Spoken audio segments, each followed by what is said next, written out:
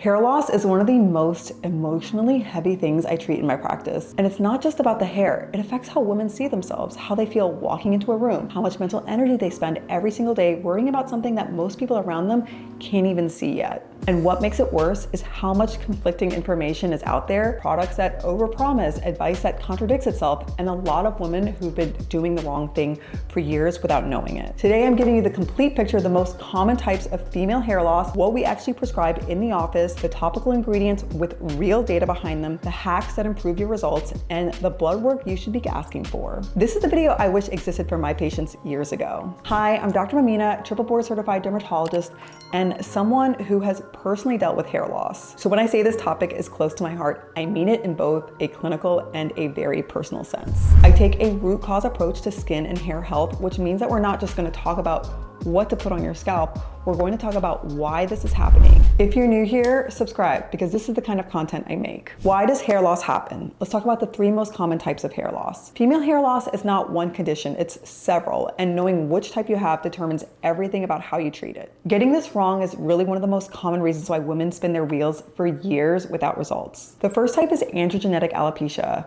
aka female pattern hair loss. This is hormonal pattern thinning. This is the most common cause of hair loss in women, and it's driven by androgen sensitivity at the hair follicle, specifically the conversion of testosterone to DHT, which miniaturizes your follicles over time. So in women, it typically presents as diffuse thinning at the crown and widening of your center part, rather than the receding hairline that you see in men. Genetics play a major role with this, and it tends to become more noticeable around hormonal transitions. So we're talking like birth control changes, postpartum, perimenopause. And this one is chronic and progressive if untreated, but of course very manageable with the right approach. The second type of hair loss we see most often is telogen effluvium. This is stress-related or sugar-related shedding. And this is a type that causes sudden diffuse shedding, often with a clear trigger about 3 to 5 months prior. This could be illness, surgery, significant weight loss, extreme stress, nutritional deficiency, childbirth, certain medications, any major physiological stressor that can shift a large number of hairs into the shedding phase simultaneously. Now, the good news is that telogen effluvium is typically reversible once the underlying trigger is identified and addressed. The challenge is that if the trigger is ongoing, whether it's chronic stress or chronic iron deficiency, the shedding can become chronic too. Another thing that I do want to mention that doesn't get talked about enough is that telogen effluvium can unmask an underlying predisposition to androgenetic alopecia. So some women can go through a significant shedding episode and the hair doesn't fully recover to where it was before. And that's often because the shedding revealed a follicle miniaturization process that was already quietly going on. So if your telogen effluvium shedding seems to be resolving, but your density isn't fully coming back to what it was, it's worth definitely evaluating for androgenetic alopecia as a coexisting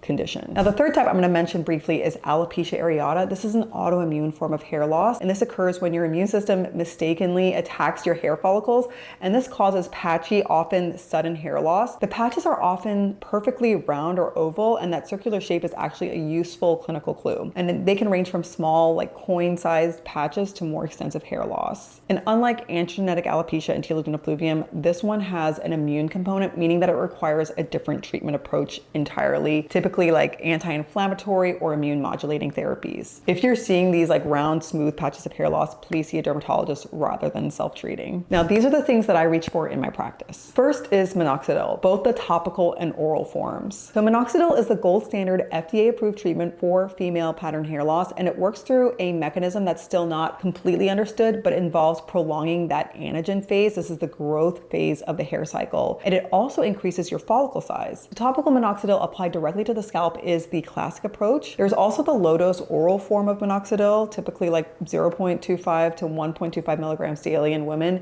That's gaining real traction, and in my clinical experience, it's often more effective and easier to use consistently than the topical. And I'll get into the hacks for maximizing your topical results in a moment. The other one is Spironolactone. So for androgenetic alopecia and hormonally driven thinning, Spironolactone is often my first line alongside Minoxidil. It's an androgen blocker that reduces DHT activity at the follicle level. It's the same medication I use for hormonal acne, and many of my patients find it addresses both simultaneously. Then there's Ketoconazole shampoo. So Ketoconazole is both antifungal and has anti-androgenic properties. It inhibits DHT production locally at the scalp. I recommend using it 2 to 3 times per week in place of your regular shampoo. And when you're using it, you want to make sure that you're leaving it on for a few minutes before rinsing. This is a low effort, low cost adjunct that adds real value to any hair loss regimen. Another treatment is platelet-rich plasma, or PRP. So PRP is an in-office treatment where we draw your blood, we spin it down in a centrifuge to really get the growth factors, and we inject it into your scalp. Those growth factors like PDGF, VEGF, IGF, they stimulate follicle activity and extend the growth phase of the hair cycle. The evidence base has grown substantially over the last decade. It's not a standalone cure, but as a comprehensive regimen, it can definitely improve density and thickness. I usually do it in a series of 3 to 5 sessions and a maintenance every 6 to 12 months. Now back to medications, there's also Finasteride. Finasteride is FDA approved for male pattern baldness, but it's used off-label in postmenopausal women. It works by blocking the conversion of testosterone to DHT. I don't prescribe it for women of childbearing age because it can cause birth defects, but for postmenopausal patients, it can be definitely a very helpful addition. Of course, this is a conversation to have with your dermatologist. Now, we talked about how great Minoxidil is. Let's talk about how to get the best results using Minoxidil. You want to make sure that you're applying it to a slightly damp scalp, not soaking wet, not completely dry. When it's slightly damp, it can improve the absorption without diluting the formula. So it comes in a dropper, and you could apply that directly along your part and the areas of thinning, not just poured onto the top of your head. Precision does matter. Now, if you're using the foam formulation, you can try dispensing it onto a spoolie brush and then applying it along your part. It actually gives much better control and reduces product waste. I think it's super helpful to follow that with a 4 to 5 minute scalp massage. This can improve local blood flow and absorption simultaneously. You also want to make sure that you're not washing your hair for at least 4 hours after applying. I mean, ideally longer. You want the product to really absorb and not rinse out. Many people find it easiest to just apply it at night and sleep with it in. If you're using the liquid formulation, make sure that you let it fully dry before you style your hair, because it can cause buildup if you layer products on top of it before it's absorbed. I'm also a fan of the Derma stamp, which you can use before application. This is like a 0.5 millimeter stamp that you can use on the scalp once a week. Essentially, it's a form of microneedling, and it creates these microchannels that significantly can improve minoxidil penetration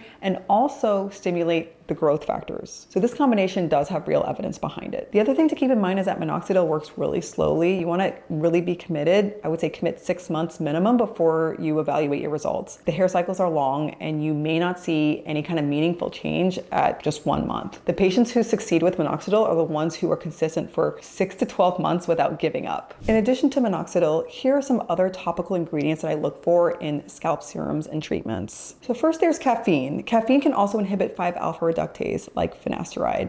This is the enzyme that converts testosterone to DHT. And this has been also shown to prolong the growth phase, the anagen phase in the hair follicle studies. And there's direct comparison studies between topical caffeine and 2% minoxidil with competitive results. I would say look for it as a meaningful ingredient, not just a trace amount buried in a long list. Next are peptides, specifically copper peptides. There's also Capixyl and Redensyl. Not all peptides are created equal for hair. The ones with the most credible data, GHKCU or copper peptides, can stimulate follicle proliferation and support the extracellular matrix around the follicle. There's Capixyl, which is also known as acetyl tetrapeptide 3, combined with red clover extract. This has data on reducing hair loss and improving density. Then there's Redensyl, which is one that I really like. It targets the hair follicle stem cells and does have clinical data on increasing the proportion of hairs in the growth phase. You can find these in the ordinary multi-peptide serum for hair density. I love this one because it's super affordable. Another ingredient that I really like is niacinamide. This can improve scalp microcirculation. It also has some mild DHT inhibiting activity at the scalp level and is anti-inflammatory. We also like it because it can strengthen the scalp skin barrier, which really matters if you're dealing with any underlying scalp inflammation alongside shedding. For comprehensive serums that combine several of these actives, I'm a huge fan of the Obagi Biostim scalp serum. This is a clinical grade option. I mentioned the ordinary multi-peptide serum. That's a great accessible entry point. And for overall scalp health and environment, cleansing, circulation, barrier support, Nioxin is definitely a very well-established line worth exploring depending on your hair type and degree of thinning. Next are other supportive treatments and supplements. You know me, I am a holistic dermatologist. So beyond prescriptions and topicals, here's what I personally use and recommend. First, there's pumpkin seed oil. There was a very compelling study in 2014 that showed a 40% increase in hair count with pumpkin seed oil supplementation over 24 weeks compared to placebo. This also has a 5-alpha reductase inhibitor activity similar to Finasteride, but it's more gentle and available without a prescription. I do recommend this broadly for anyone dealing with androgenetic or hormonally driven hair thinning. Next is red light therapy. This is a favorite. So low-level laser and red light devices are FDA cleared for hair loss and do have a solid and growing evidence base. It works by stimulating mitochondrial activity in your follicular cells, so this increases energy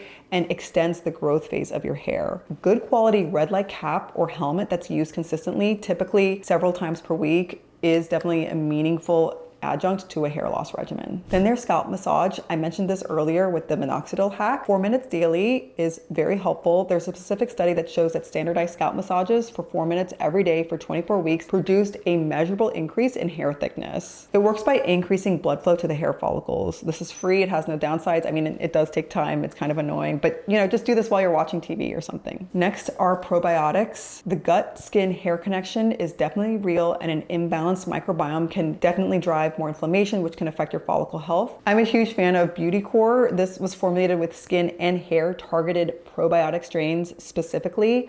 It's what I personally take to support collagen, hair, and skin health from the inside out. Then there's also popular supplements like Nutrafol and Viviscal. There's Viviscal Pro as well. Both Nutrafol and Viviscal have clinical studies behind them. They both have hydrolyzed marine collagen as their core ingredient. I like Nutrafol for people who are also dealing with stress-related hair loss because they have ingredients to support that as well. I would say that these are the 2 clinical grade hair supplements that I recommend most often to my patients. What not to do when it comes to hair loss? Let me save you some time by telling you what doesn't work or what actively makes things worse. Please don't assume that washing your hair less often helps with hair loss. A healthy scalp is a clean scalp. If you have tenderness, itching, excess oil, dandruff, these are all signs of scalp inflammation, and that can worsen hair shedding. You may need to wash your hair more frequently, not less. Please don't ignore the scalp inflammation. Dandruff, seborrheic dermatitis, which is a more inflamed version of dandruff, and scalp psoriasis. These all can disrupt the follicle environment. So treat these as part of your hair loss protocol, not as a separate issue. Next, please don't use excessive heat without heat protectants. So don't rely on tight styles, extensions, or anything that can create chronic traction on the hairline either.